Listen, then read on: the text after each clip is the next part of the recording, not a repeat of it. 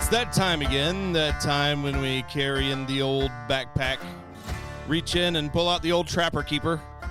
Did you ever have a trapper keeper, Kim? No? No trapper keeper? No, I was a yellow collegiate folder kind of guy. Yeah, that doesn't surprise me. Did you guys ever have a trapper keeper? I did. I did. Yeah, those were the best. I actually had those in Walmart the other day. They were like vintage trapper keepers.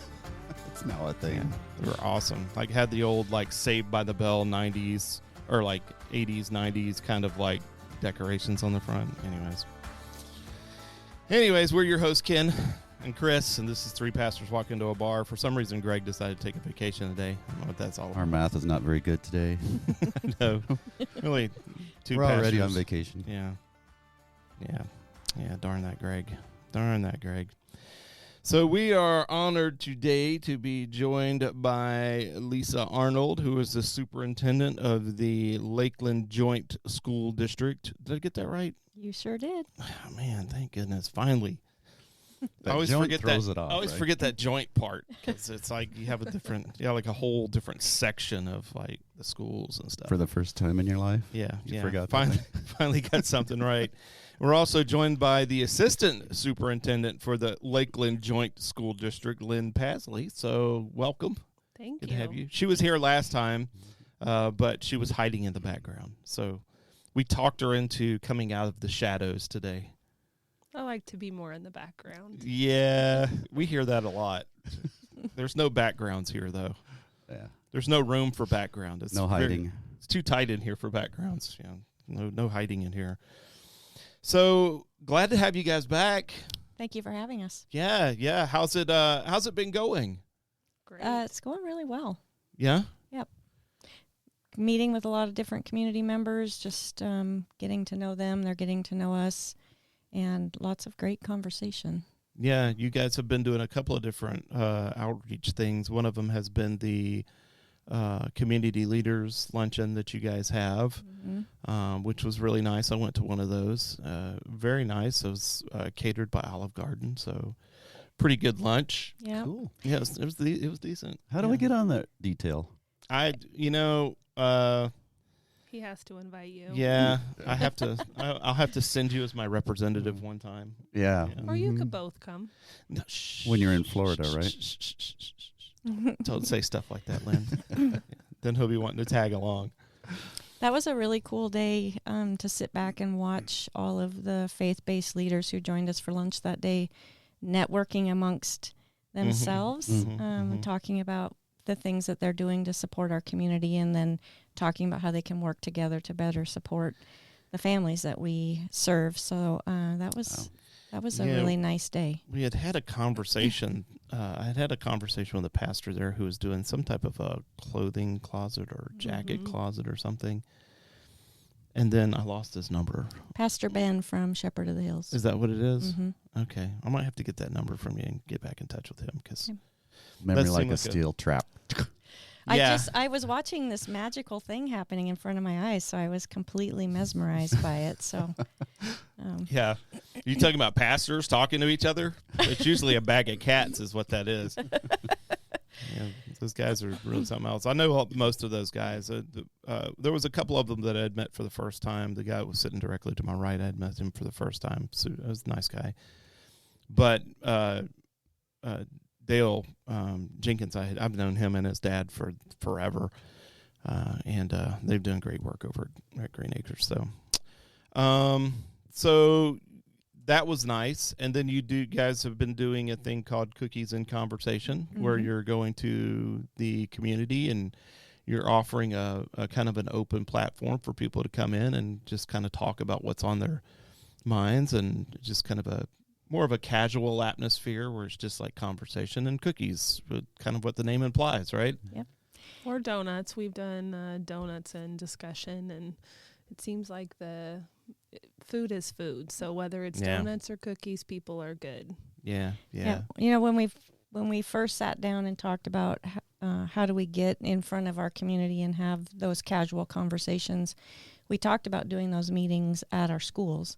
But then as we were meeting with our faith-based leaders, it just kind of organically the conversation happened about, well, what if we did them at the churches instead, which I feel good about, because sometimes we're talking to people who don't have kids in our school system, and to come into a school, you're kind of on, they're on our turf, so to speak, and it feels a little bit more like you're the boss and you're talking at us, where in a church, it's just truly a conversation, and we're on their turf, so it's a little bit more comfortable for people. We really appreciate that the church leaders are welcoming us working with us to get those set up. Yeah, of course. Well, you guys are doing some amazing work over there for sure. Yeah.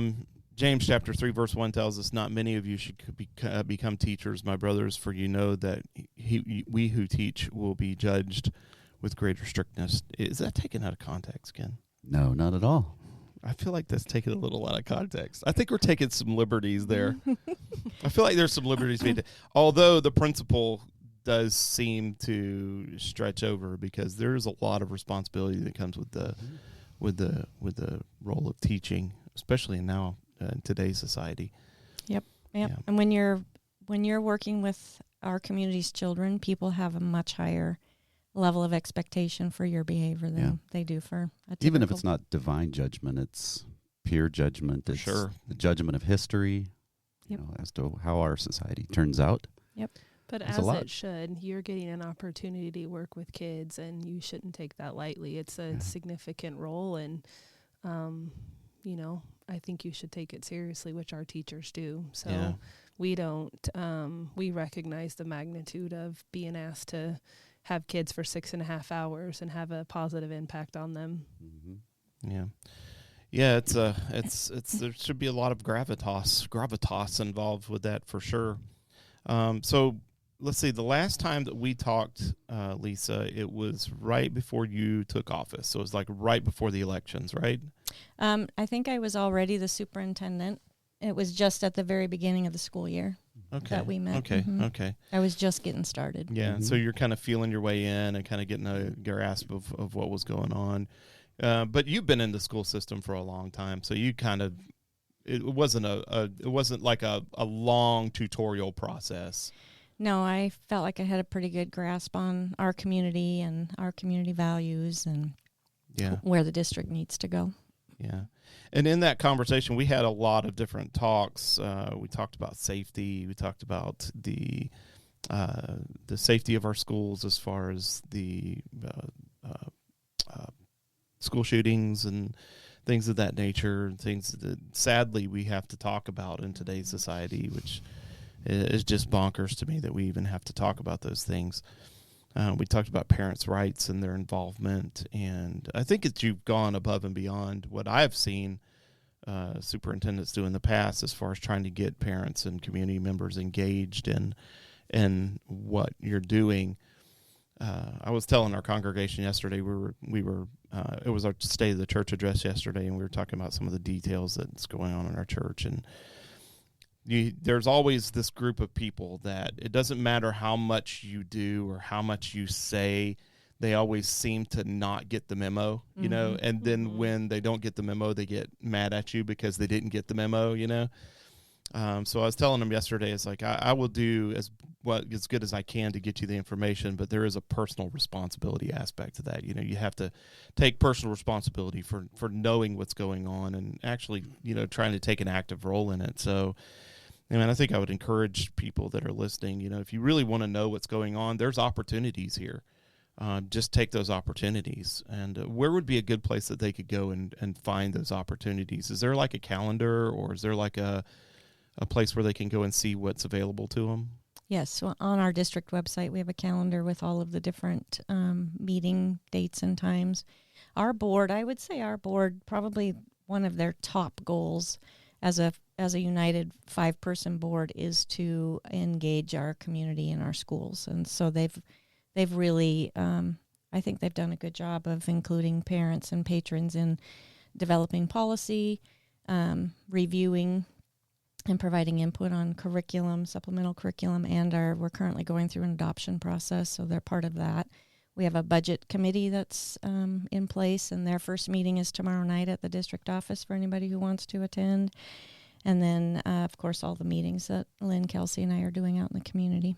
Oh, wow. But one of the benefits of doing our community meetings is I think before this year, we had probably 5 or 6 people on our supplemental curriculum. We had a few parents on our adoption committees. We didn't have any parents attending our policy meetings. And as we continue to have these conversations, and I always try to do a plug, email me, I can get you set up with any community you want to get set up in or you want to be a part of. So I think we're averaging 25 on our supplemental. We have 23, 24 on our curriculum adoption. We have probably 5 to 6 parents attending our policy meetings now. So quite a bit of community engagement then. And that's been our goal in those conversations of, if you want to know what's going on and have a more active voice and be able to be a part of the decision making, there's lots of opportunities depending on, which area of focus you feel the most comfortable in. So we have some parents that are on all of them. We have some that are just on one, but you can either email the clerk of the board or just email me, and then I can get parents set up where they want to be, or community members. We have several community members that aren't connected to the schools from a grandchild or a child perspective, but they live in the community and just want to have a voice. So yeah. Go ahead. I was just going to say, and additionally, we're doing, we have 2 new groups that we've never had at the district level before. So we have a parent advisory council. We meet once a month, which is a great opportunity for us to hear from parents in the community, maybe things that are inaccurate that we can clear up for them, or things that are happening that we're not aware of that we need to fix, because we know we're not perfect, and we're constantly striving to be better. And then this Thursday, I have my first district level student council meeting. So I have sophomores, juniors, and seniors from Timberlake High School, Lakeland High School, and Mountain View High School coming to the district office. And we're going to talk about if you were your own teacher, what would your classroom look like? I'm interested to know what kids feel like they need from our teachers to ensure that we're providing what they're looking for. I mean, they are our clients, and we want to make sure we're providing the best educational opportunities we can. So, wow, that's pretty forward thinking. Yeah, dangerous, maybe. Candy machines in the classrooms, shorter periods, bigger. I think I think it'll be really good information. Yeah. Kids want to learn. At the end of the day, they want to learn, and they want topics of interest, and they don't want to hoop jump. So as much as we can make it compatible and suitable to what their needs are, we can do it. But it's important for us, and again, part of the reason why we've done this year is it's maintaining that pulse of what's happening and how our community is feeling, and not assuming that we understand or assuming those concerns or challenges. It's really every meeting we've been in, I think parents have felt really comfortable to speak out, community members. We've had some great feedback. We've made some changes based on feedback we've received. So we continue to do this, and will continue to do this, because it's important for us to continue to have a grand understanding of how our actions impact our community. Well, just the fact that you guys got a group of parents that are actually reviewing through the curriculum, helping you guys to parse through curriculum is a big deal. I don't think a lot of people realize that. A lot of the people that are very naysaying against the district, they don't really fully understand the efforts that you guys have made to make the parents of the community an active part of what you guys are doing. One of our most active parents, I have to just give you guys a plug. When we did the podcast in August, there was a family who was in Arizona kind of looking for a place to land. They wanted somewhere with conservative values, and they were listening to your podcast and heard our conversation. And so they packed up and moved to the Lakeland School District. And he participates on pretty much every committee we have, and he's on that adoption committee. And at our last meeting, he had read through one of the textbooks and was concerned about the way that they were presenting climate change. He felt like it was more of an opinion instead of fact-based. And then he read through a different publisher's narrative on the same topic, and very clearly articulated for the team the difference between the two. And so we just said, well, that's not one we're going to look at, and pulled that out. And that was based on his feedback. So that it does work. And I just want you to know you have a wide range of that's awesome. Well, people listening to you. We appreciate that. Wow, that's the experience here is completely different from, say, a Loudoun County, right? Back east. What's the magic sauce? What do you think makes the difference between so much engagement and success that you're seeing in the school district here as opposed to other school districts that are fighting in the news and really struggling? Is it the community values? Is it what do you see from your perspective is making Lakeland School District successful? I think, and I'll let Lynn tell you what she thinks, but I think that we know what our community values are, and I said this the last time we were here, our schools should reflect those values.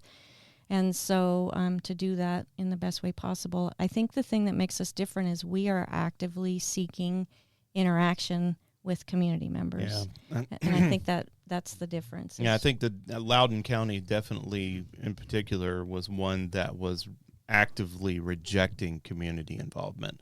And they were pushing the community as fast and as far away as they could possibly. Which makes people feel like you're hiding something. Mm-hmm. You're doing something you don't want parents to know about, and that's not who we are. We want our parents in our buildings. We want our community, even if they don't have kids in our schools, to be proud of what we're doing in Lakeland. Yeah. I think the key is, one, we recognize these aren't our kids, and so we have a part. We have a part to play, but we're doing that in community with our families. The other piece is I think we're always focused on everything comes back to the qualifier of what's best for kids and what do we want for kids, what do we want for our own kids. And when it's less about the adults and more about kids, I think most of the time you make the right decisions when you're bringing and partnering with parents, recognizing that we all ultimately want the same thing for our families and our community. I think you make the wisest decisions. Yeah, for sure. Well, I think all that is pretty awesome. Have you guys had any more conversations? I mean, I know that when you guys came here and did cookies and conversations, the whole SEL kind of thing came back up again, and you guys have a pretty firm grasp on where you guys stand with all of that. Has that come up and been an issue anymore, or is it kind of like a thing that seems to have been a kind of a flash in the pan kind of thing? Or I think it will continue to come up. We have so many people who have come from more liberal school districts who are fleeing those districts and wanting to be in a place where you have our conservative values. And until they know us well enough to trust that our words and our actions are always going to be congruent, they're constantly watching for things to kind of sneak in. And so parents will raise the question and just ask, and we are just being really mindful of where they are and why they're as concerned as they are. And so we just answer their questions honestly. Social emotional learning's been around a long time. And in Lakeland, it's always been about recognizing your emotions and knowing how to handle them. It's okay to be angry, but how you respond to anger is what matters. How to resolve conflict with your friends, how to get yourself invited to play on the playground. Those are the things that we've always done in Lakeland, and it falls under social emotional. It's the social side of the learning process. And so we've always done those things, but it's never been what they think of now when they hear SEL. So we've just taken SEL, that acronym, out of our language. We just don't. Yeah. Because we're not teaching about gender fluidity. We're not teaching social reform. We're not doing those things. So we're just talking about behaviors when we talk about ours. I think there was a large group of people from, like you said, more liberal schools, more liberal communities that were using social emotional learning as a mechanism to introduce gender identity kind of stuff and CRT potentially. I think where we messed up as conservatives, we had a large group of people that were politicians who thought that it would be a good idea to say that SEL is critical race theory, that they are equivalent to one another or synonymous with one another. And that language is just not accurate. It's social emotional learning was around before critical race theory was ever even a glimmer in its parents' eye. Right. And so, but in some places, I do think that they, when we talk to our parents who are new to our district, they'll tell you that it's the Trojan horse. It is, yeah, and for sure. In some districts, I think that's how it was used. Mm-hmm. Yeah. Kids have to have that pragmatic support to understand how to function in a dynamic society. They have to know how to initiate conversation. They have to know how to advocate for themselves. They have to know how to deal with conflict. And so that's all the things that we're teaching. We've all learned those, most people have learned those skills. It's important.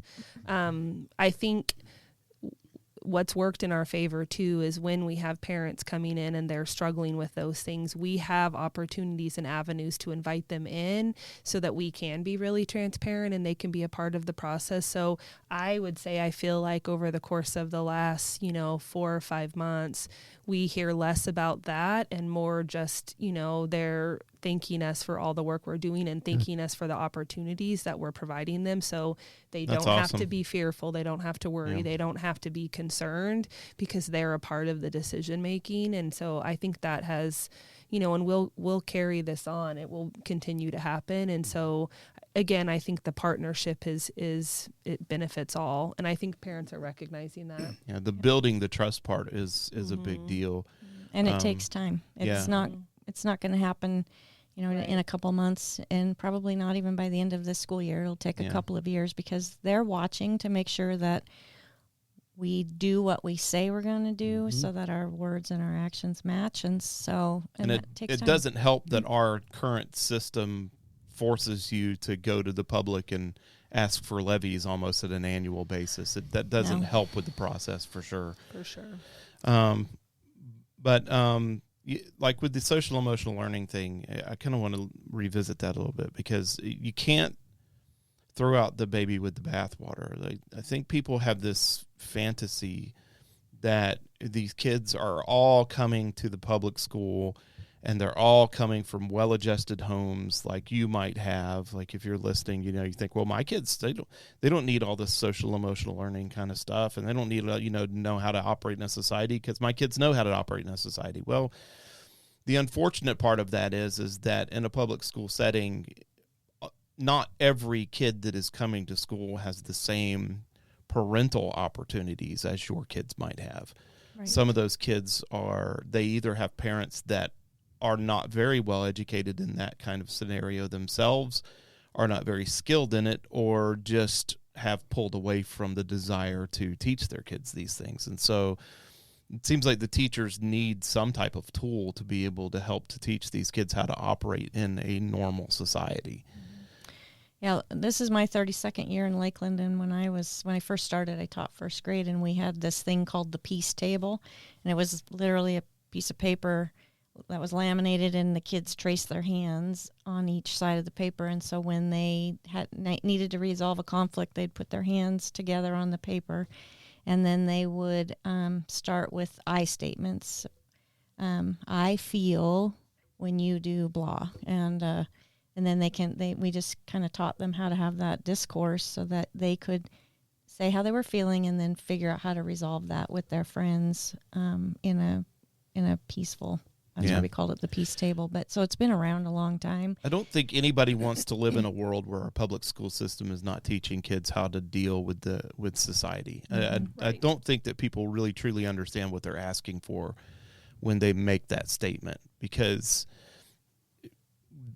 most children are receiving their social education from social media right now, which is a terrifying thought, which is why you have so much narcissism and so many behavioral issues in schools today. Do you find that we have a normal amount or an inordinate amount or a lesser amount of behavioral issues in our schools? Where do you think we are in that category? Significantly higher. You think significantly?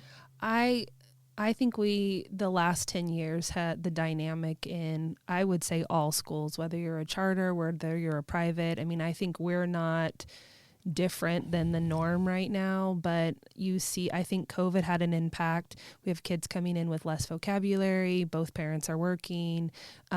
Kids are struggling academically in a way that we haven't seen over the course of the last 10 years. It's just everything is a little bit magnified. We have more behaviors. We have a lot of kids coming in that maybe didn't have access to preschool. So just adjusting, sharing, just navigating the social side of being in an environment where it's not just you or just you and your parent. We have more kids struggling there. So, and I think this is a national problem. It's not a Lakeland problem. It's not a North Idaho problem. It's across the board. It's significantly changed over the course of the last 10 years from being a building principal then now to being at the district office. So even my first year as a principal, every year became a little harder as far as the behaviors. I would say at the high school, middle school and high school, social media probably plays a huge role in most of what I think we deal with at those two levels. There's that the fear of missing out, the FOMO is a real thing. Kids are not sleeping like they used to sleep because parents are allowing kids to sleep with their phones next to them. They wake up every time it pings, and then they're frantically looking to see if they're being left out of something, and so they don't disconnect ever. It's just not a healthy way to live. When we went to school, I know when I went home, if I wanted to call my friends, I had to sit in the kitchen because the phone was attached to the wall and you couldn't take it and hide somewhere. Yeah, you had the spiral cable that was 20 feet long because it'd been stretched out so much from going into the other room to try and get a little privacy, Right. Yeah. But once you were home, you didn't know what your friends were doing because unless you were talking to them on the phone, there was just no way to know. And so you didn't have to live with that fear that my three best friends are together and they didn't invite me.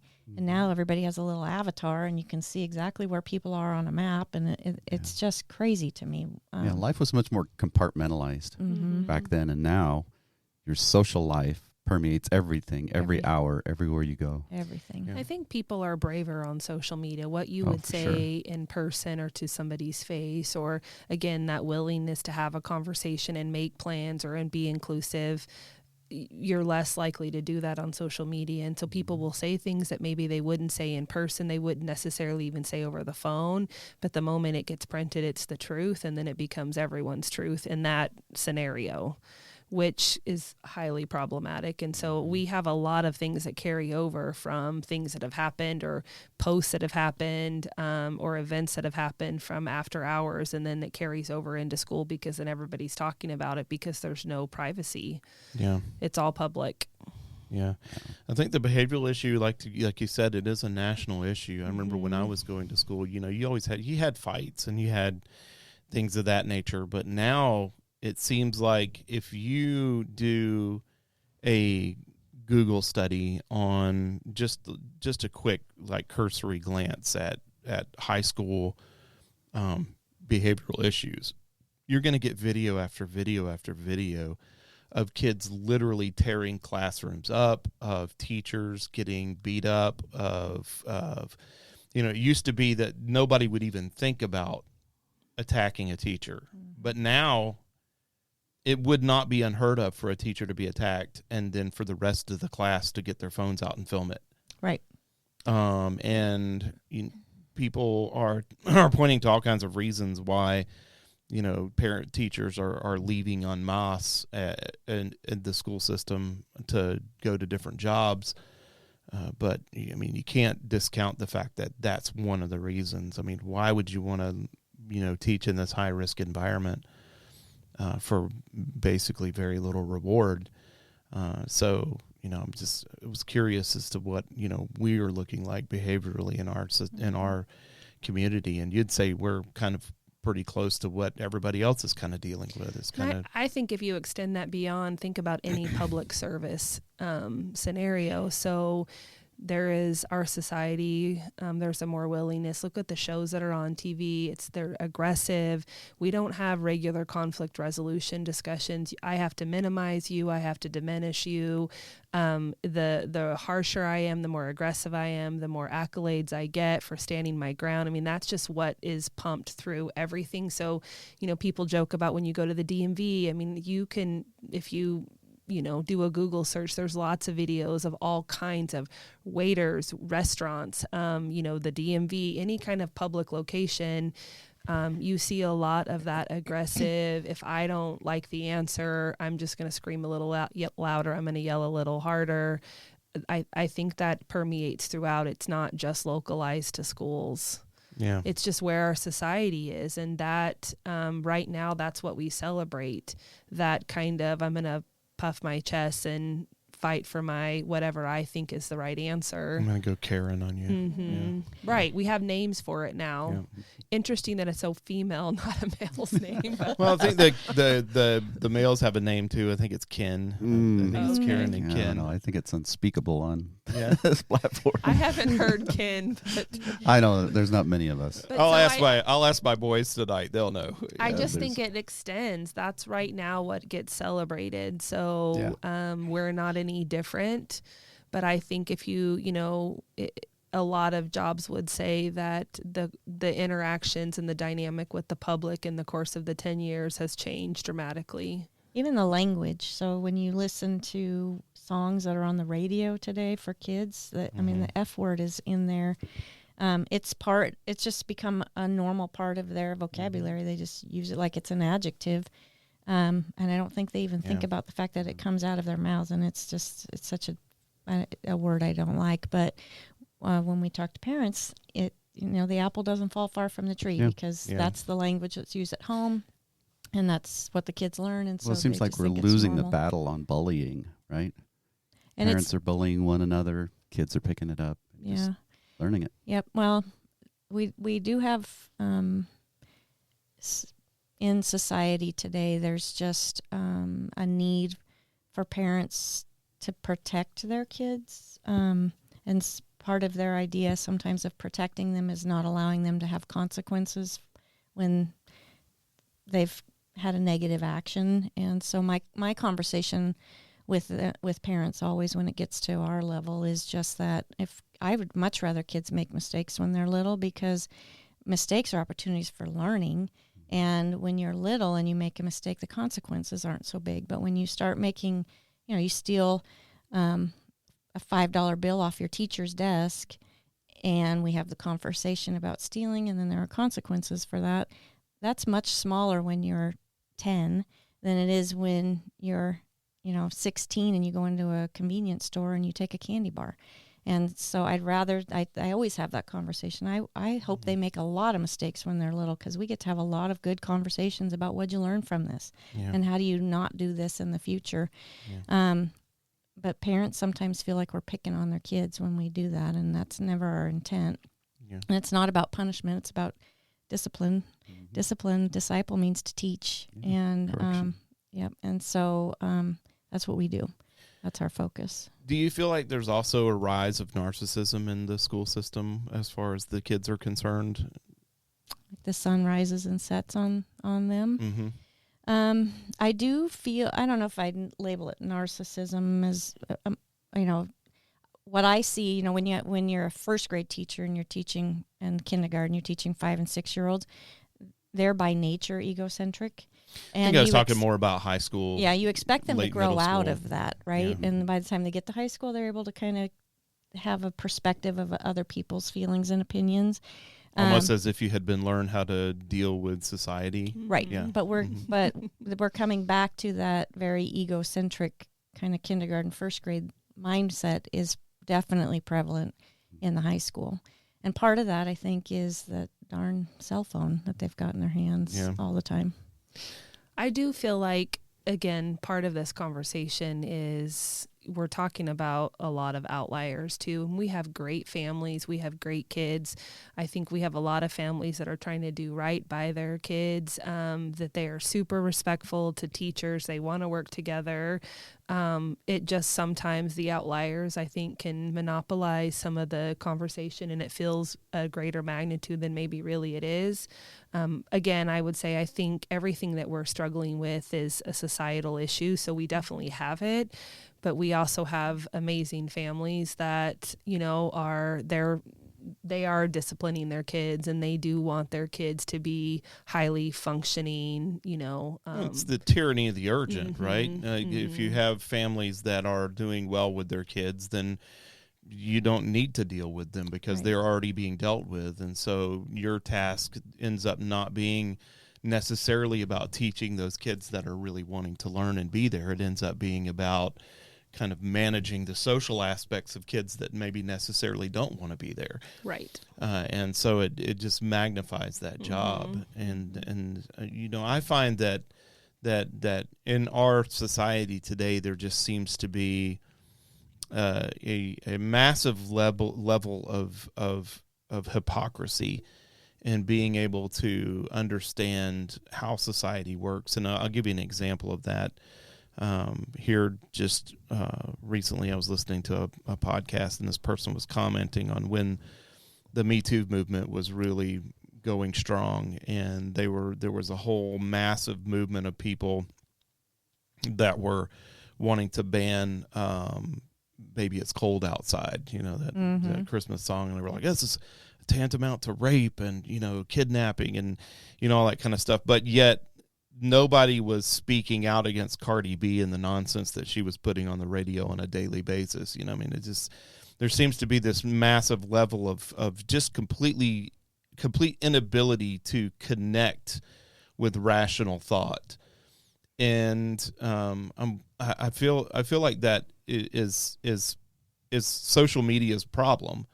But with the kids grabbing hold of this social media and it being their life, it terrifies me to think that we're bringing up a generation of kids that have no ability to grab a hold of rational, critical thought. Right. Do you see this? Do you see that maybe there's any kind of way out of this? Is there any way to right the ship, to turn it around? I think parents have to be more involved and have more boundaries with social media. Kids have to be able to decipher truth, and they have to have deductive reasoning skills. If everything, the intake is always from social media through a lens of my truth is my truth regardless of the facts, that's a significant hindrance. So, I think the more we can push appropriate social media use and having parents be involved in that, I think the better off our society is. It can't be, when I get home from school, then I have endless hours on social media.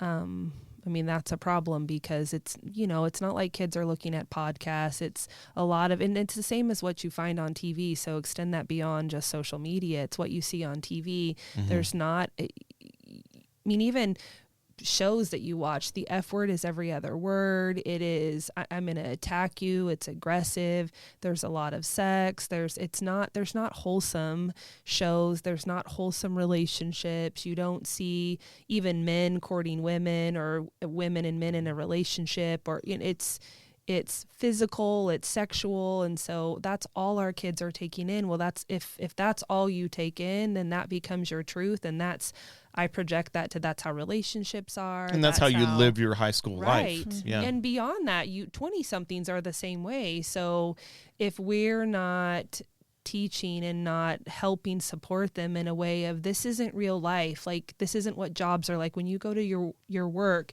you are going to have conflict. You're not going to agree with everything. So how do you advocate for yourself in a professional way? If we don't start instructing kids, then what they see is their truth, because it's all they've ever known. Yeah. So I think it's everything that the society as a whole is pumping. It's beyond just social media. Yeah. Let's shift gears for a moment, because you guys did a cookies and conversation here at Athol Baptist Church I guess it was last week, right? And there was a young lady there by the name of Mariana Cochran. Mm-hmm. You guys are familiar with her. She is the founder of Clean Books for Kids. And she is currently advocating for the removal of inappropriate materials that are in the public school system, and also the public library system, because They're not one and the same, though, are they? No, they're not. completely detached. So the public school system libraries are managed by the boards that they are under. And then the public school library is managed by the, what's the name of the group that does the libraries? It's the public library system. I can't remember their name. Oh, the Community Library Network. Yeah.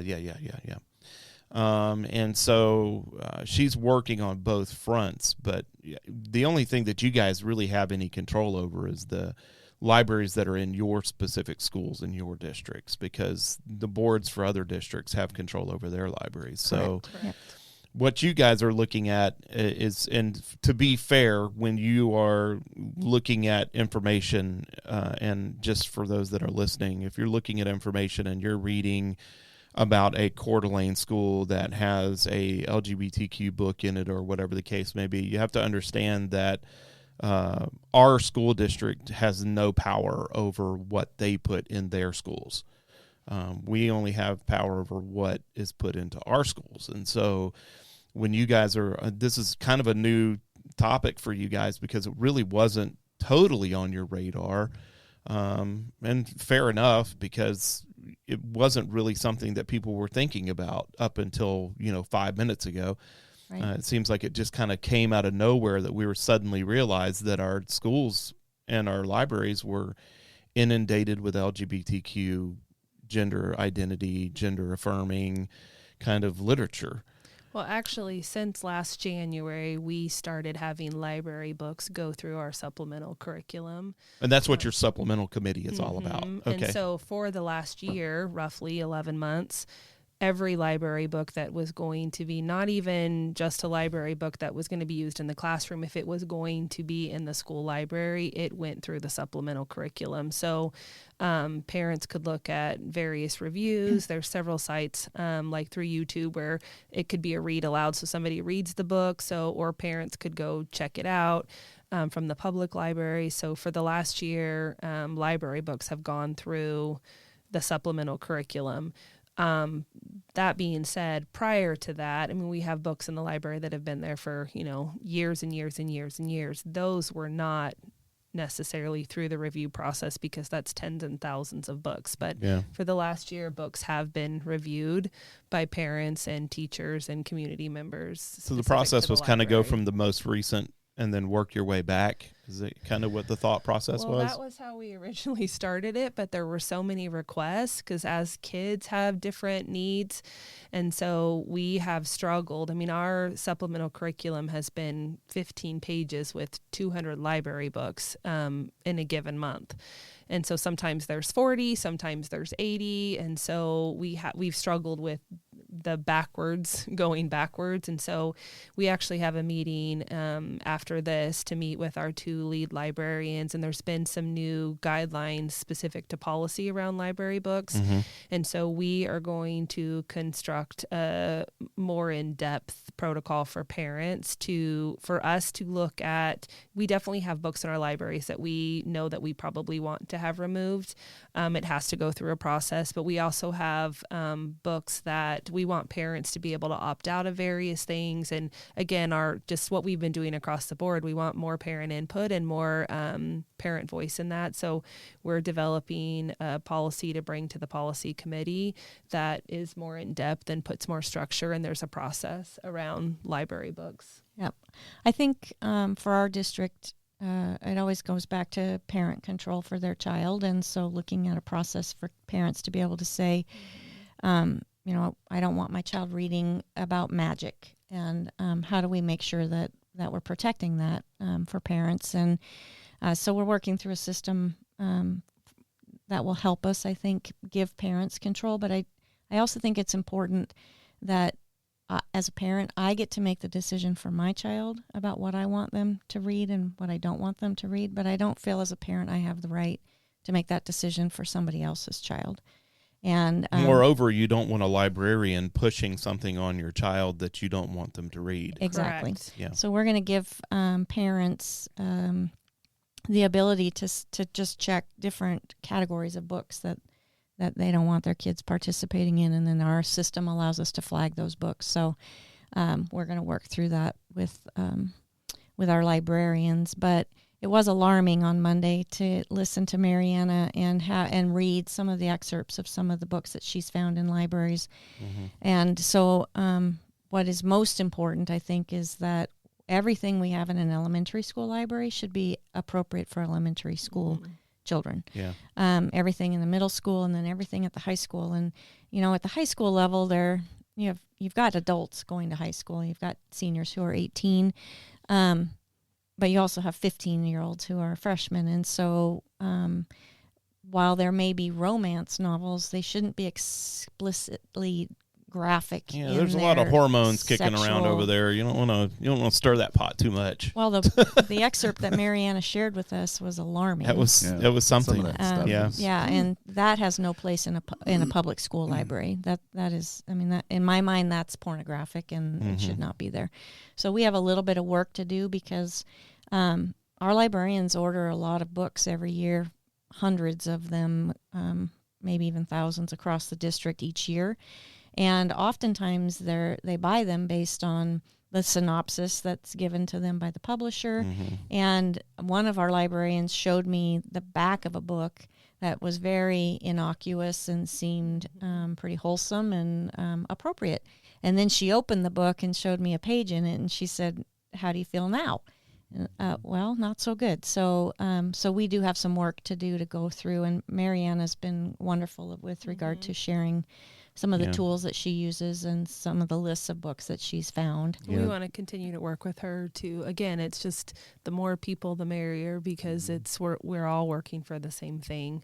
Our librarians have struggled a little bit because they get national reviews and they get lists of books that are recommended and that go through a vetting process at either the national level or at the state level, and they're definitely feeling like some of the recommendations are leaning one side or the other. So we're having to get pretty creative in how we're, vetting books and how we're deciding which new books are going to come in with new authors, because there's definitely a push for an agenda. So they're not, taking books from those recommendations. And so again, it's just, we're in a different time right now, and it's a little bit more challenging than it has been in the past. What kind of numbers are we looking at? Like 1 in 100 might be?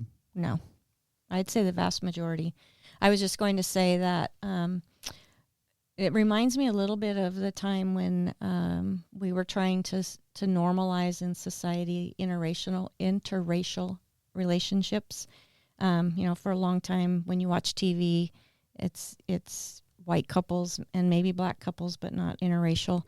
I feel a little bit like we're seeing some of that right now with what's on television and what's in books. And I think we're trying to normalize for society some of these different types of relationships. And so in talking to our lead librarian, she said, we can't buy a book anymore that doesn't have some aspect of that in it because they're trying to normalize it.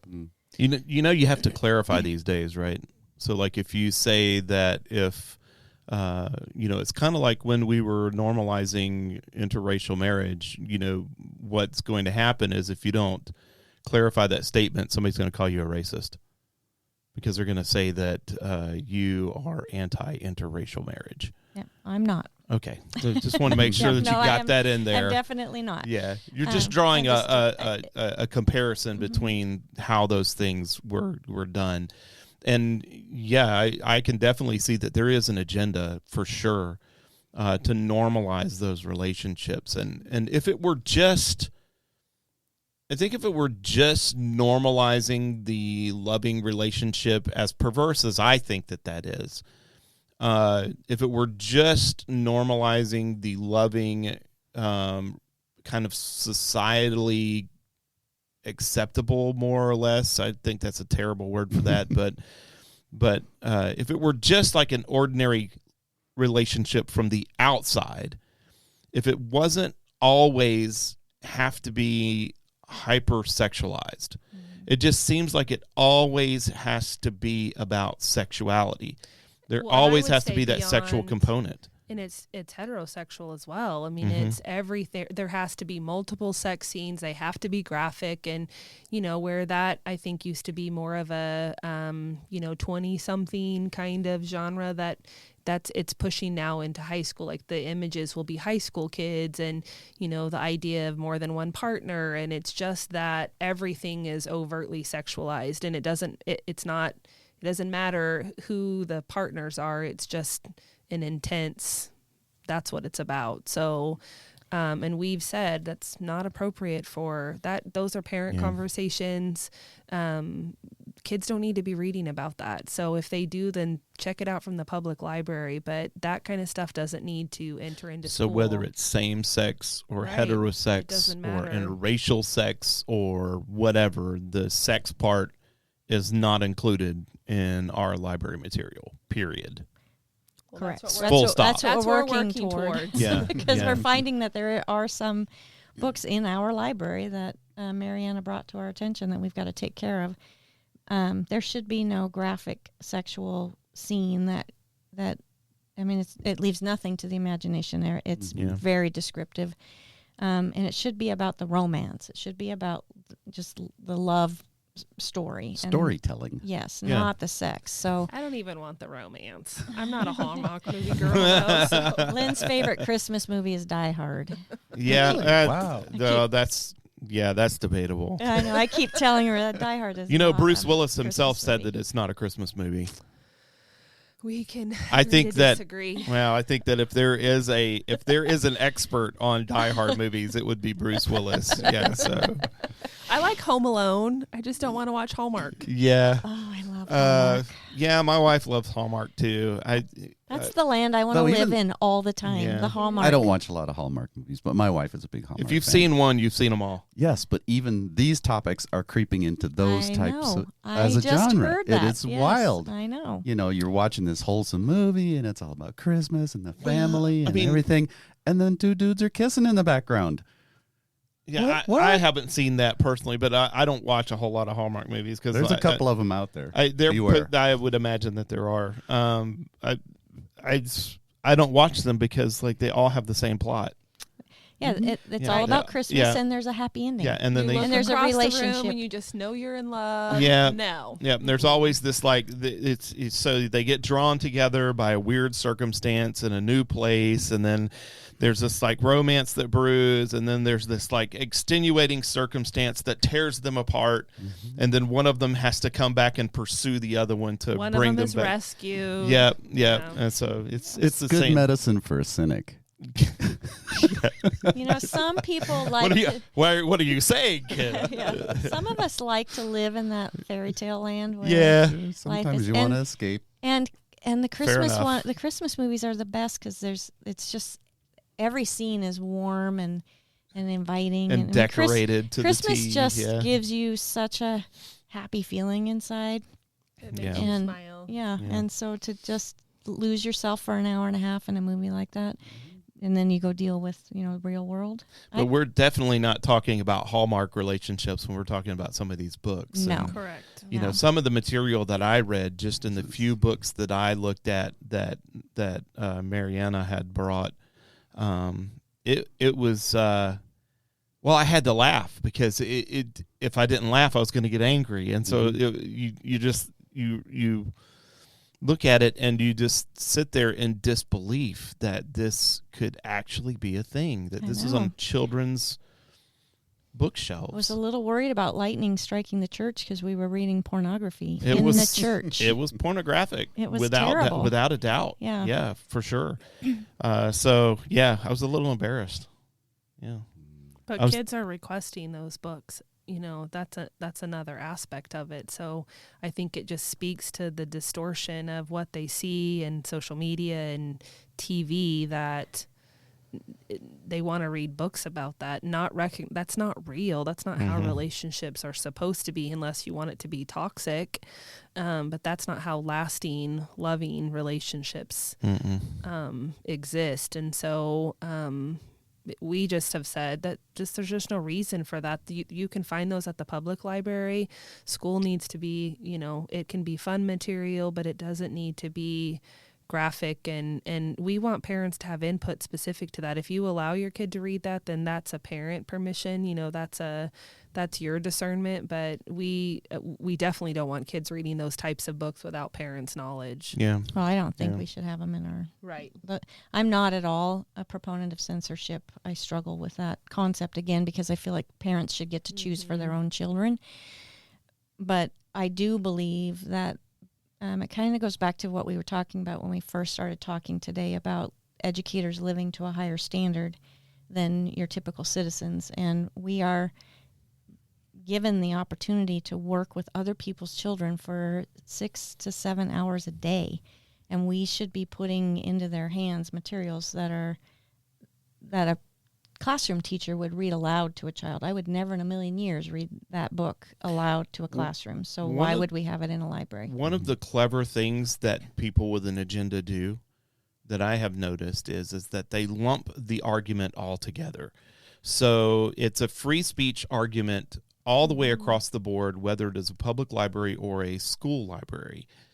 And I think that that's two different conversations. I think that the public library system is a completely separate conversation as a public school library conversation. 100%. They're managed differently. They are ran by different people. They have different demographics of people that have access to them without parental consent. And one of the arguments that I heard one time before is that, well, parents get a say in what's going on at these public school libraries. And it's like, no, you don't really, because when your kid goes in there, they're at the disposal of they're at the mercy of the librarian and the people that work there. And if that person happens to have an agenda, then they're going to be pushing books on your child that you may not want them to read, and you have no control over it. You may never even know about it. That's what I was just going to say. How often do parents sit down and read with their kids the book that comes home from the public school library? I would say not unless you're a little person. But as a high school student, my parents never read any of the books that I was reading when I was in high school. And sometimes those books don't come home. Kids keep them in their desk. And that's what I was going to say. So when keep it's them in the locker or whatever, they read it. And so, again, neither one of us are an advocate for censorship, but parents should have the right to censor, and it should be based on what parents are comfortable with their child reading. At the moment, kids are old enough to make those decisions on their own, and then they can go to the public library. But at school, we have our due diligence to make sure that parents have a voice in what their kids are choosing to read. Everything in the library should be age appropriate. Right. Everything. Yeah. Yep. Whether it has magic involved with it, or whether it has, whatever scenario that you place into it. Which brings up a great question. If you had a book with a story in it that had a same-sex couple in it, but there was no overt sexuality in it, there was no kind of profanity in it, there was no violence in it, do you feel like the parents in this community would permit that to be put into the library, or do you think that they would reject it out of hand simply because it was a same-sex couple? I think it would depend on which part of the community we're talking about, but I would say the majority of our parents would not want that in the library. However, we have kids in our schools who live in those kinds of homes, and their parents want them to be able to read books that look like their families look. So that's an issue we're kind of struggling with, and it goes back to giving parents the right to make choices for their children. So yeah, I think that all that there's a danger here that, let me think about how I'm going to phrase this. People who are same sex are sinners just like you and I. Mm-hmm. They are captured in something that we would view as a gross sin that we don't want to be a part of, but they're sinners nonetheless. And the idea that the Christian community has that just because a person is same sex, that somehow they are more malicious or more evil than other people in the world, I think is a mistake. I think that there are same sex couples out there that are well-meaning, decent people that want to raise their child up in a place that is filled with love and compassion and mercy and all of the other things. I don't think that it's a zero-sum game. It doesn't have to be that all homosexuals are absolutely, completely, diabolically evil. They're lost. They need Jesus. That's the bottom line. So I don't know how you begin to parse all of that stuff out in a public setting that is fair and equitable to the entirety of the demographic. If you just pull to one side or the other, it's a very dangerous concept to begin to remove things just because you don't agree with them. Right, and I guess the danger is, if you're putting that if you're giving a group of people that kind of power, it's everything that's in the library then aligns with whatever that group's belief system is, and things evolve and change over time. So we could be this gigantic pendulum where we're constantly, filling our bookshelves, and then we're taking everything out because now we're over here. And so, in my mind, the safer path forward is to give parents the choice, and it's a very simple fix in our libraries. Melanie up at Timberlake Middle School has done a great job. She's already categorized her books, so she's got books that contain magic and books that contain social reform types of issues and books that have LGBTQ. She even has anti-police, because there are some of those, and I don't know why in the world you'd write a book about being anti-police, but parents get to say, I don't want my child to read this or this or this, and she puts it in the system, and if the child tries to check out a Harry Potter book and the parents have marked no magic, it blocks it. It blocks it, and she just says, I'm sorry, you have to pick a different book. That's brilliant. But that way we're not making decisions for all kids. We're allowing parents to make decisions for their kids. The parents get to parent. Right. As long as the material, to your point, is appropriate for that grade band. So if we can take the sex part out of things, if it's age appropriate. Age appropriate. Yeah, exactly. And I think what that's happens a big when piece there's of it. multiple themes and there's a conflict between the parents' options? Well, Melanie's marked books that have multiple themes, and they're marked. And so if the parents say no social reform, and let's say no LGBTQ, but they're okay with anti-police. That would be a weird scenario. It would be, but okay. But let's go with it. But if they've checked one but not both, but that book checks both boxes, as long as that one is checked, they don't get to read it. Okay, so any one disqualifies. Right. It would be flagged, and then if the kid wanted it, I mean, there could be. They'd have to get like a parental permission to get reach out. out to the parent and That's just fair. say your child's wanting to check this book out, and then it could be a conversation between the two adults. Yeah. But if it's flagged, then it's a no-go for the kid. See, I guess I have, but see, I'm a very involved parent, so I have a little bit of a different philosophy when it comes to this kind of thing. I want my kids to know what's out there, but I've always had the conversations with them. It's never been they've been left up to their own devices, And so, if there's a book out there that they see and they question, well, what's going on with this? I want them to be able to read it, to be able to come up with a conclusion, to be able to critically think it through, including their faith into that, and be able to make a decision.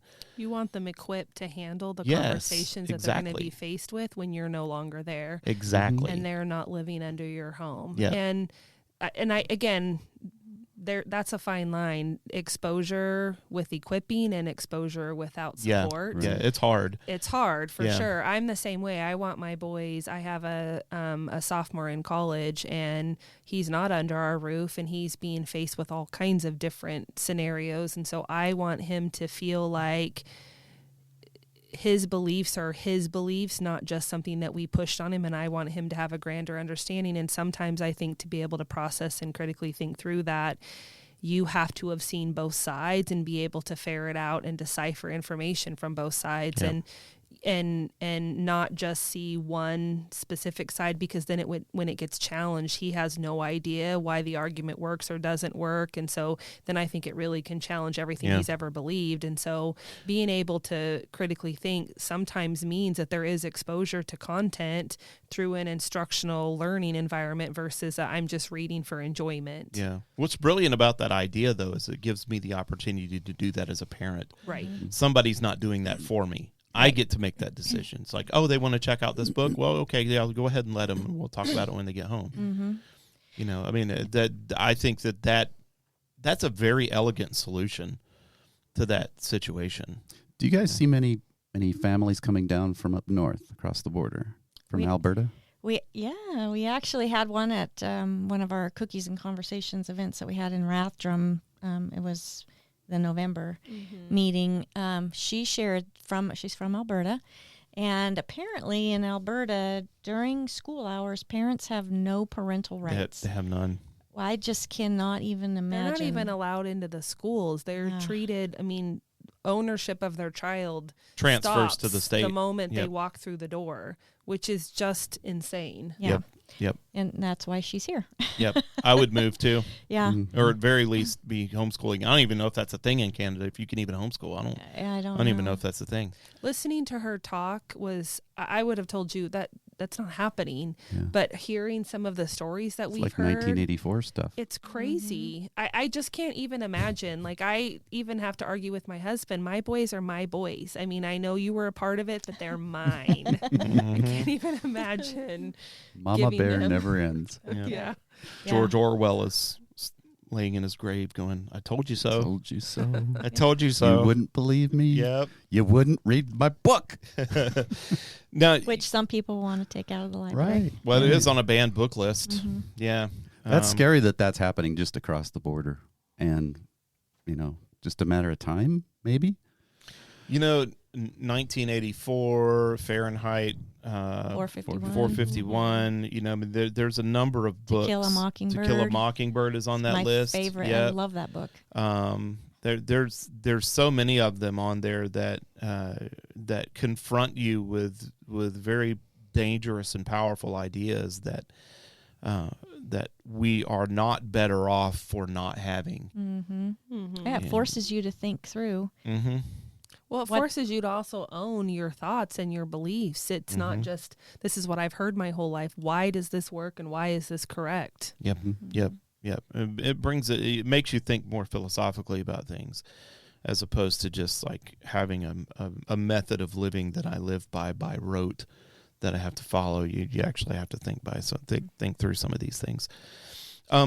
You guys, so there's some things that you wanted to bring up that you guys had meetings about. I think one of them was the LGBTQ clubs that are going on, and where have you guys landed with all of that? Is that still an ongoing discussion? At the board meeting last week, the board approved a new policy for student clubs, and this board is for the last 3 years.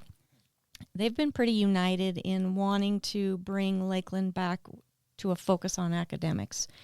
And so everything that they're doing is through that lens. And so when they rewrote the policy, they just made the decision that every after-school club that we have in our school district has to be a school-sponsored club, and it needs to be related to a course that we're teaching. So there has to be an academic focus to it, just because that's where they want to be. We're a public school system. We should be focused on academics and making sure we're providing kids with a well-rounded education. So that's where we landed. So any club that, any student club that kids want to apply, it all have to be approved by the board. That's always been in place. And they have to show the state standards that they're going to be focusing on while they're meeting as a club, and then what class that would be tied. And if they can't do that, it won't be approved. Yeah, and kind of their underlying notion, too, is that they really wanted transparency when kids are staying after school, that parents are more aware of what's happening and what the conversation is. And in some of the non-sponsored, because it was student-led and there would be an adult there, but it was not facilitated by the adult. They just felt like it didn't lend itself for some transparency with some of the conversations that may or may not happen. So that was another big push of that parents are really involved in understanding, and there's transparency around if, you're staying after school for 2 hours, twice a week kind of a thing. Parents have some input and have some discretion about what that looks like. Okay, I gotcha. What about like when you say academics, when it has to be tied to academics, what does that encompass? Does that include like arts as well? Yep. Yeah, drama, art, music, any of the fine arts. Okay. Yep. Okay. So for example, we have a chess club at Lakeland High School that's been running for years. Well, there's a lot of strategic thinking, critical thinking, problem solving. Those are all math standards. So you can tie chess to a math course. So that could be considered an academic school-sponsored club. So the board will have to address some of these subjective ideas when it comes to approving these clubs. And I think they'll take it case by case. Yeah. Well, you'd have to. Yep. Yeah, I don't know that you could create a universal standard for that. Not one that everybody would be happy with, for sure. Right. Correct. Yeah. So what are the clubs like at, like, say, Timberlake High School? Like, what all is involved in that? How many clubs are there? Like, what do kids do after school these days? Currently, and extend beyond just, so you have clubs, you have, we have the drama class, we have the impromptu class. So we have FFA that has after school meetings. So some of those are class born, and then they extend beyond that. And then we have all of the extracurricular. So you, like right now, basketball is happening, and you have wrestling is happening. And so, but I think Timberlake actively has probably 7 or 8 clubs. So FFA is one. Horticulture. Do they have a student government club kind of thing? Leadership. They have leadership. That's a class. So they have both high schools have done a really good job of segueing a lot of that into it's an elective kind of credit, co-curricular kind of club, I guess, where there's the class portion of it, and then they're doing things outside of school time. But then it's controlled by a teacher, and there's some oversight. So it's just not, kids doing their own thing after school and utilizing the building. So we have an aviation club at Lakeland High School. Oh, cool. We're looking at, we're going to talk to the board next month. We had Captain Morgan come from Civil Air Patrol, and looking at bringing that curriculum into the district and having elective classes starting at 6th grade going through high school, because when you bring that in, kids can actually get their pilot's license before they get their driver's license. So that's a pretty cool deal. And there's a lot of focus on leadership and discipline, self-discipline. So we're going to bring that information to the board. Yeah, we had a young man at the church went through Civil Air Patrol. Yep, that's good. That's a pretty good deal. But there currently are no LGBTQ kind of clubs in our district. So there was, and it's currently inactive. Okay, I gotcha. And all of the clubs, even existing clubs this year, will have to go through the application process at the start of next year, so that the board will have a chance to see exactly everything is tied back to the standards. How is it going to? They just really want there to be a focus on academics and kind of bring that our academics back up to a stellar level. So every single club will be reviewed and relooked at. So just because they're active now doesn't mean that it will just carry over. So is it up to the student leaders to do that application process, or is it the teacher sponsor does that for them? They usually do it in tandem. Okay. There's usually a student president or whatever of the club, and then the teacher. That's a good leader. Exercise in and of itself. Mm-hmm. Yeah. Are there any specific rules against like activism, things of that nature, or is that something that might be encouraged? You're talking political? Political, social activism, whichever. Like a history class, they want to do the 1619 project that's activities. Not happening. No. I can't even think. There might be one that's kind of political, but honestly, I can't even think of one that really. I mean, it's more of a subject area, and so it's concentrated around that subject area. There might be some current events type of things because it's a newspaper club or whatever, but it's not. they're not really pushing for, a political stance or pushing an agenda. It really is just, and it's sponsored by the teacher, but kids have to actively want to be a part of it. So it really is providing the kids additional opportunities for growth in a specific subject area. Right. I don't remember if there's language specific in the new policy to not being political in nature. There might be some language there about that because they definitely want to avoid. These are not our kids, and so politics really shouldn't be part of what we're talking about in school, because parents and kids get to decide together kind of what they're going to believe politically. Yeah. We do have several civics type groups that would fall, align with our U.S. government or some of our social studies standards, and a lot of service learning projects. But as far as debate clubs, we do have a debate club. Yep. Yep, and we try to keep the controversial issues out of that. But when you're debating, there has to be some level of controversy. But we're not going. You could debate over anything. Exactly. Yeah. We're not going to the big controversial issues. We're keeping away from those. Sure. Gotcha. Well, one of the most uncomfortable things that you guys have to deal with on a regular basis is levies. You guys have a new conversation about levies and what that's going to look like? Yeah, last Wednesday, our school board approved the recommendation from the Long Range Planning Committee, which was to run, so our supplemental levy expires at the end of this school year. So we're just going to rerun that for the same rate that we've had for the last 2 years. And then additionally, there will be a separate ballot issue for the plant facility levy, which expired at the end of last year. And the board made the intentional decision last year not to go back to the community and just replace that levy that was expiring, because we had the opportunity to use some of our federal COVID dollars to take care of some of the things that levy would have paid for. And we didn't want to have to go to the patrons 3 years in a row, basically, for levies. So we just put that off, and we'll run them side by side. There was conversation about taking the $1.146 million of plant facility and just adding it to the supplemental and increasing the supplemental, so that there was just one ballot measure. But I felt like that could be construed as a little bit sneaky, and I want to be as open and transparent with patrons as we can be. And so I just ask that we keep them separate and let the patrons decide which, if any, they want to support. The supplemental levy is really not supplemental anymore.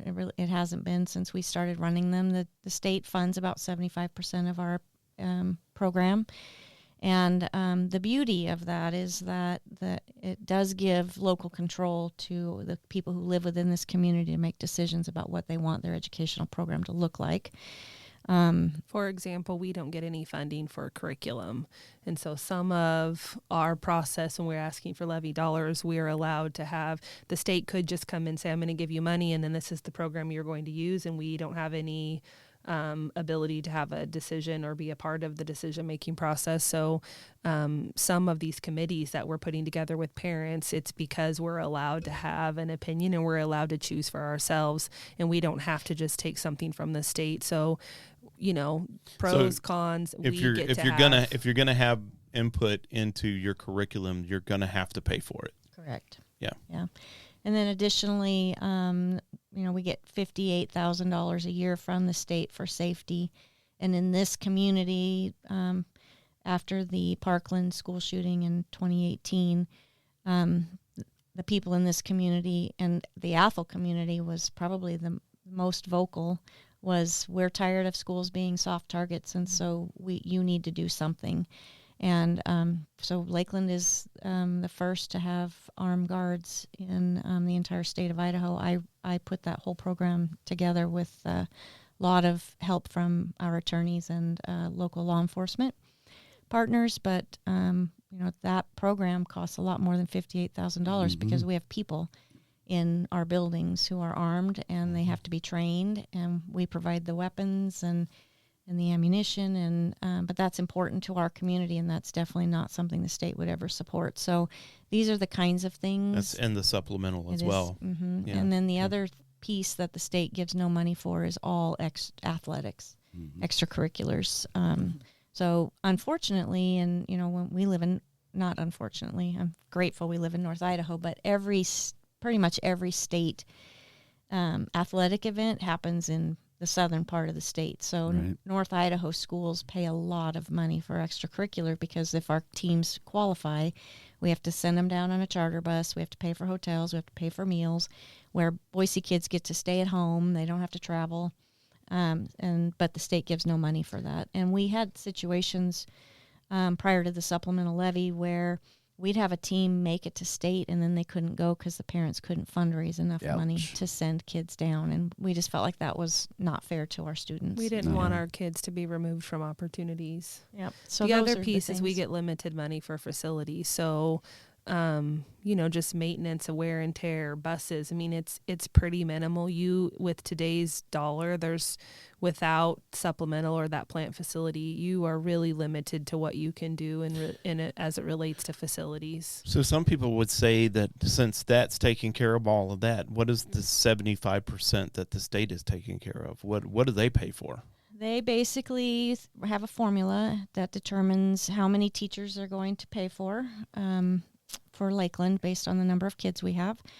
But we have a levy in place that actually enhances that, correct? So that we can pay more for teachers here than in most other districts. Because they don't even pay it for enough of the teachers. And then we get tiny amounts of money for our classified staff. So we actually there's a $4 million gap between what we get from the state for our classified staff and what we actually pay. They're giving us $11.59 an hour for every classified staff member, and they only allot about half of what we actually have. And this goes back to the question that you raised earlier with regard to behavior. We have more kids on an IEP today than we have ever had. And an IEP, what's that? Individualized education plan, a special education. Yeah. And in that IEP, the teams decide what is most beneficial for that student to succeed academically. And we're seeing, because of the behaviors, we're seeing a lot more requirements for a one-on-one parapro with that child. Mm-hmm. And we get no money for those from the state, but we are legally required because of the federal law, IDEA, Individuals with Disability Education Act.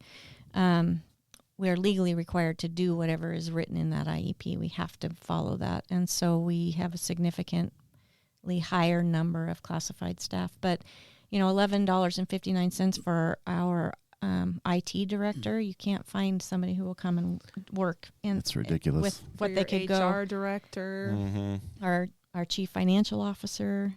So they just, and then even our parapros, we certainly can't pay our bus drivers $11.59 an hour and expect that we're going to have people transporting our kids. So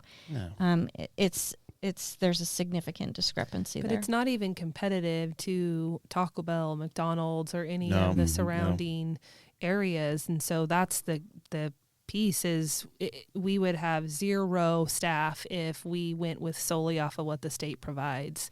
And they recognize it's a deficit. It's come up in all of our meetings, but they're at a point of trying to figure that out. But that's a significant portion of, that 25% just keeps us afloat.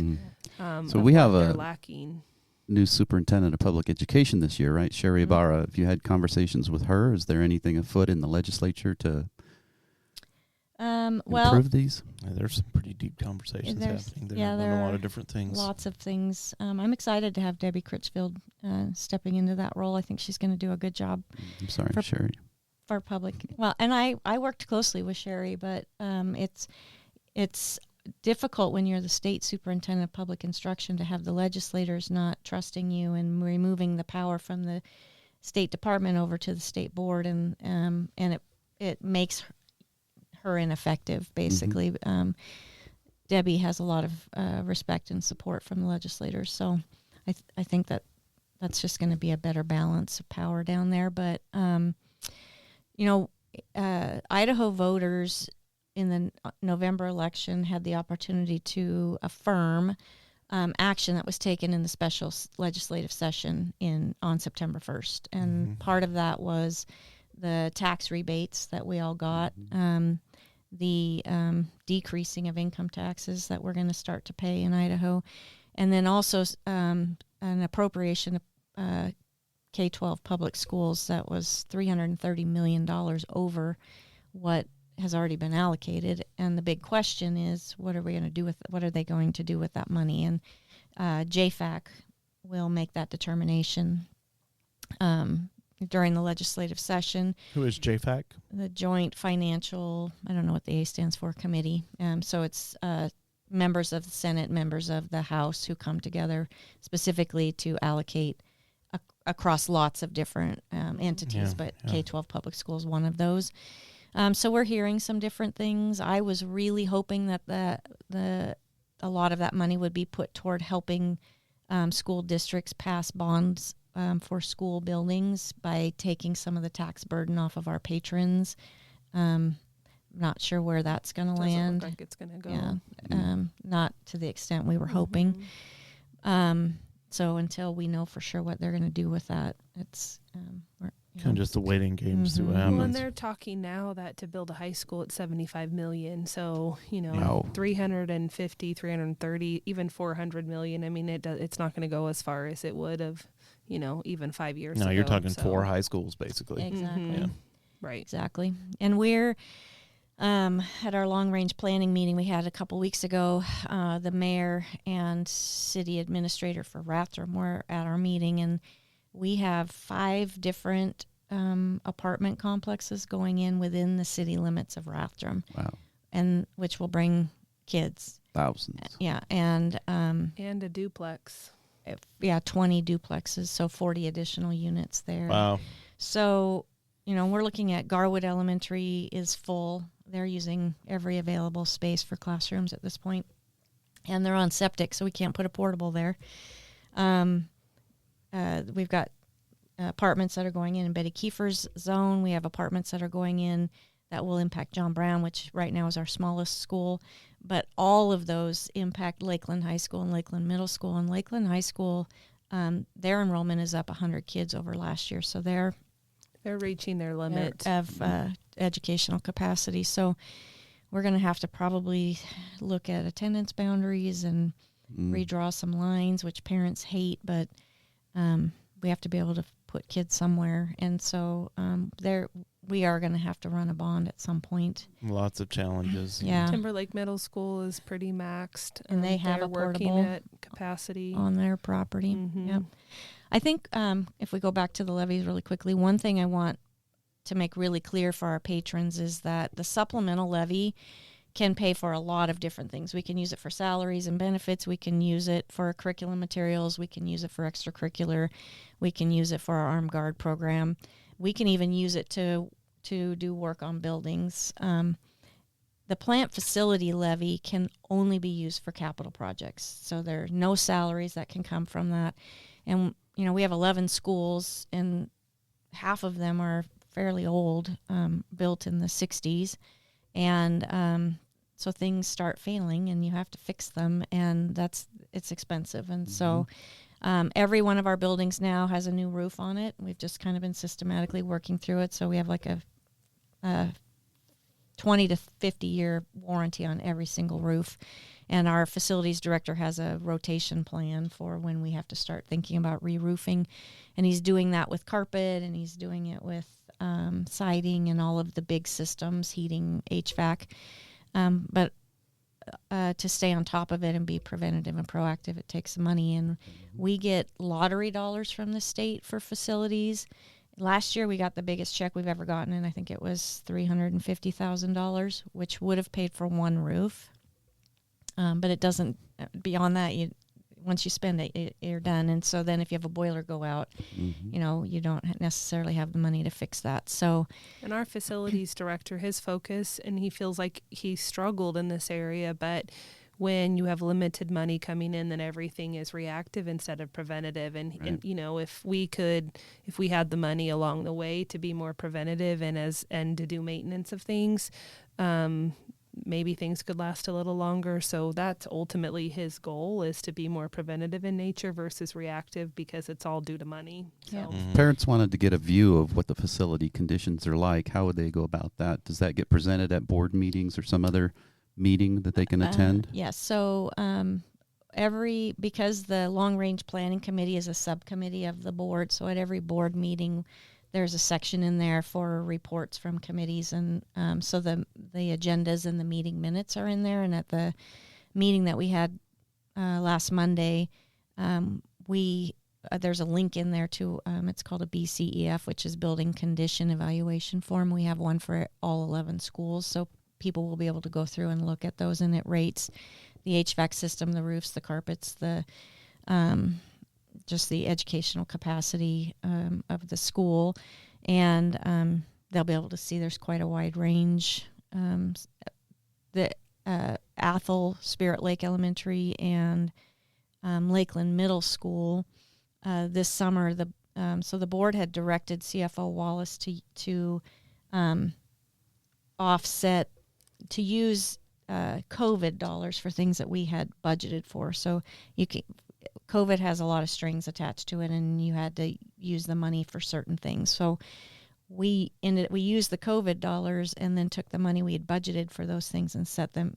Brian transferred that into a capital projects fund in lieu of running the plant facility levy last year. So this summer, Lakeland Middle School, Athol Elementary, and Spirit Lake Elementary will all get brand new siding, because when you go to those schools, it's really deteriorated. And so if you can keep those big major systems up and running and strong, then you can get a lot of use out of the buildings. And so that's important to us, that when taxpayers drive by our schools, they look at them and they're buildings that they can be proud of and feel like we're using their tax dollars to take care of the things they've given us. And right now, when you drive by those three buildings, you look at them and think, oh, they don't look so good. So those three jobs we're working right now. We just identified a general contractor who will manage the projects for us. And then our K-Tech construction kids are going to do the painting. Oh, nice. To give them an opportunity to use some of the skills that they're learning in their program. Great idea. But the Long Range Planning Committee is open to the public. So, yes, you can go back and look in the board agenda meetings and specifically for that, or you can attend the actual Long Range Planning meeting, and so that you're in the minutia of some of those decisions and artifacts that are attached. So all of our committees are open to anybody. So anybody can participate, whether you're a parent, community member, just want to be in the know, they're open to everyone. All right. Cool. Awesome. Yeah. Well, Lisa, do you have any final words for us as we wrap up here? Nope. I guess I just want to say thank you to the two of you for allowing us to come back, and then for sure. Thank you to our community for sharing their children with us. I've always said that being an educator is a calling. It's not a job. And so it's awesome that we have the opportunity to serve our families. Yeah. Well, thank you. And I hope everybody has a very blessed and Merry Christmas. Amen. Yep. Watching Die Hard. Again. How about you, Lynn? Get any? This has been a great opportunity. You guys have been, pretty pivotal in allowing us just to have an avenue to speak out and just really talk about and celebrate all the great things that our teachers are doing, our community has been a part of. So I just really appreciate both of you and just these opportunities. And, we're not doing everything right. And yes, there's always room for growth, but we are trying. And, I have a son still at Lakeland. He's at Timberlake High School, and we want all the same things that every parent wants for their kids, and we're trying to do right by our kids and focus on kids. So it is a great place to be, and we're trying to do really great things. Yeah. Well, we are glad to have you guys. We're privileged to have you. Thank you. Sure. Ken, do you have any final words? Oh, I would just reach out to our listeners and say you have a very unique school district here, very unique opportunities, and get behind it. Support what these guys are doing. Support it with your attendance, with your participation. Support it with your tax dollars. I know that's a tough thing to say, especially in this inflation environment that we're in, but you can easily see what happens when school districts fall behind, and it's incredibly hard to play catch up. Don't let your school district fall behind just because there's some tough times going on here, but do what you can. And for those who don't have kids in school anymore, or grandkids even, where could you invest in the future of North Idaho any better than in the education system? We could be in a really tough spot. We're not. So let's keep up the good work, and let's stay behind this and keep the momentum going. Yeah.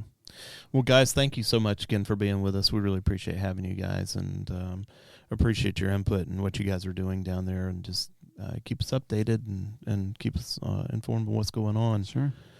Because there's just there's a lot of fronts for you guys to fight. So again, I'm not envious of your position, but just hang in there. Thank you. Thank you. You don't mind? We'd like to have a word of prayer with you. Love that. That'd be great. Ken, you want to lead us? Father, we thank you for the opportunity to meet with the educators in our community, Lord, and to partner with them.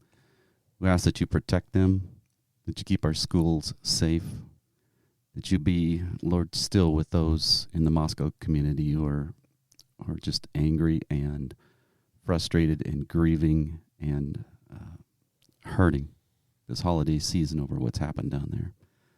Lord, keep our school district safe, keep our kids safe, help bring us together in unity around our kids and their futures, and to just create a community that everyone loves to live in and is proud of. We need your blessing, Lord, and we ask for it in Jesus' name. Amen. Amen. Amen. Amen. Well, that about does it for us today. As always, thank you for joining us. If you have any idea for an episode, or you know somebody you'd like for us to interview, let us know at 3p@atholbaptistchurch.org. Greg and I will pretty much ignore it, but Ken will check it. So, there is that. If you enjoyed this episode, please give it a like, share it with your friends, and subscribe so you don't miss any future episodes. Thank you, guys, again for being with us. Thank you, Ken, for being here. Thank you, Athol Baptist Church, for your generous support of this ministry. And again, thank you for listening. Until next time, remember the Great Commission. Go into the world, reach the lost with the gospel, and build disciples who can do the same. And with that, we are out.